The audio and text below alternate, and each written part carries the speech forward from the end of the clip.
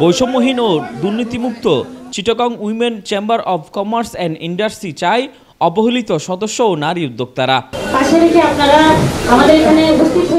18 September বুধবার বিকেলে নগরীর লাভদেনস্থ মেট্রোপলিটন সাংবাদিক ইউনিয়ন হলরুমে এক সংবাদ সম্মেলন অনুষ্ঠিত হয়।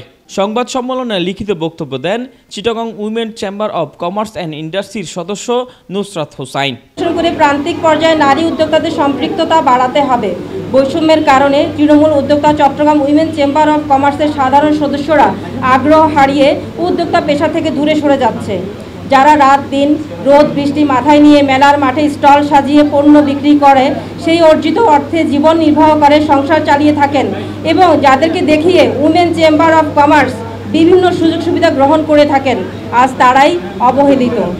প্রিয় সাংবাদিক বন্ধুরা, স্বৈরতন্ত্রের কবলে পড়ে চট্টগ্রাম উইমেন চেম্বার দেশের অর্থনীতিতে অবদান রাখতে পারেনি।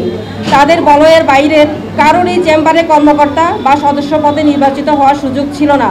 নির্দিষ্ট কয়েকজন ব্যক্তি ঘুরে ফিরে চেম্বার দীর্ঘদিন ধরে রাজত্ব করে আসছেন। এর ফলে ন্যায্য অধিকার থেকে বঞ্চিত হয়েছেন ক্ষুদ্র নারী উদ্যোক্তারা। এই সময় সংবাদ সম্মেলন থেকে অন্য সদস্যরা দুর্নীতিমুক্ত, বৈষম্যহীন ও অধিক নারী বান্ধব করার লক্ষ্যে বিরাজমান সংকট সমাধান করার আহ্বান জানান।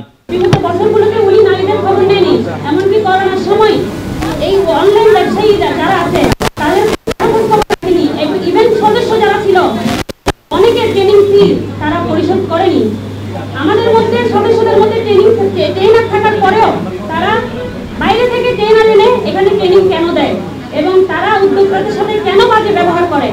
ওমেন চেম্বার হাকিম আলী যে রায়হান ভাইকে যে দায়িত্ব দিয়েছেন, রায়হান ভাই নিজেকে প্রধানমন্ত্রী মনে করেন।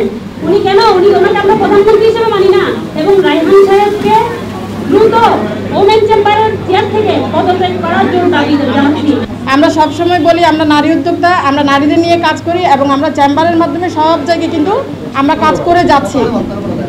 এখন আমাদের কোনো দাবি নাই। আমরাও চাচ্ছি পুরো বাংলাদেশে যেভাবে সংস্কার হচ্ছে প্রত্যেকটা জায়গায় দুর্নীতি হোক, সেবা অন্য কোনো কিছু হোক, যেভাবে সংস্কার হচ্ছে আমরা চাচ্ছি যে চেম্বারটা ওইভাবে সংস্কার হোক।